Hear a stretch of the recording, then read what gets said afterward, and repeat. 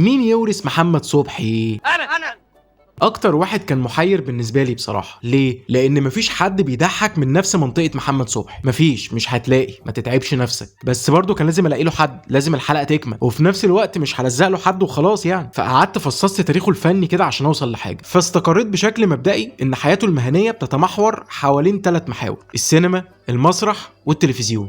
الله اكبر عليك، ايه الحلاوه دي؟ اسمعني بس للاخر. اقصد ان في كل حاجه من دول له فيهم حكايه مختلفه. السينما عمل اكتر من فيلم وكان حظه سيء جدا، رغم انها افلام حلوه وفيها افكار دايما مختلفه عن غيرها وسابقه عصرها احيانا، الا انه ما حلفوش الحظ في الافلام دي. نقدر نقول انه فشل في السينما. أنا أعتقد أن السينما هي التي فشلت فيه. بالمناسبه قصه الفشل في السينما رغم الافلام الكويسه والموهبه اللي محدش يختلف عليها دي بتفكرني باشرف عبد الباقي. برضه عمل افلام كتير معظمها افكار بره الصندوق وسابقه عصرها زي خالي من الكوليسترول وافلام تانية، لكن برضه ما حلفوش الحظ في السينما خالص. نرجع للاستاذ محمد صبحي اللي يعتبر هرم من اهرامات المسرح. محمد صبحي له في تاريخ المسرح المصري نصيب كبير قوي، ملك من ملوك المسرح في مصر، ممثل ومخرج مسرحي في رايي الشخصي ولذوقي انا شخصيا هو الافضل على مر تاريخ المسرح الكوميدي في مصر. غير انه قدم شباب كتير تتلمذ على ايده بقوا نجوم كبار بعد كده. لو شلنا مسرحياته وحقبته من تاريخنا، لا المسرح هيتاثر بشكل كبير. حاجه كده زي مين مثلا؟ تجربه مسرح مصر، مع فرق التشبيه الكبير طبعا، ورغم انه مش ذوقي خالص لكن ما اقدرش انكر ان وجوده في الفتره اللي اتعمل فيها كان له تاثير ايجابي وكبير جدا على المسرح في مصر. رجع المسرح بشكل جديد وغير تقليدي، مش بيعتمد بقى على عدد ساعات كتير زي المسرحيات اللي اتعودنا عليها. بالعكس، كانت المسرحيه في حدود ساعه واحده، ارتجال كتير ونوع كوميديا جديد، سعر تذكره في المتناول. كل دي اسباب خلت الجمهور يرجع تاني يروح المسرح، غير انها كانت سبب في ظهور جيل جديد بقوا نجوم بعد كده، وكمان فتحت المجال لمشاريع مسرحيات تانية. شابوه اشرف عبد الباقي والله. نرجع للاستاذ صبحي. في التلفزيون محمد صبحي مش بنفس نجاح المسرح، لكن برضه مش نفس حظه السيء في السينما. له اعمال قليله مش كتير، لكن من النوع اللي بيعلم مع الناس ويعيش فترات طويله، زي سنبل والمليون اللي اتعمل منه جزئين وكان مكسر الدنيا في وقته، وطبعا مسلسل يوميات ونيس اللي اتعمل منه 8 اجزاء.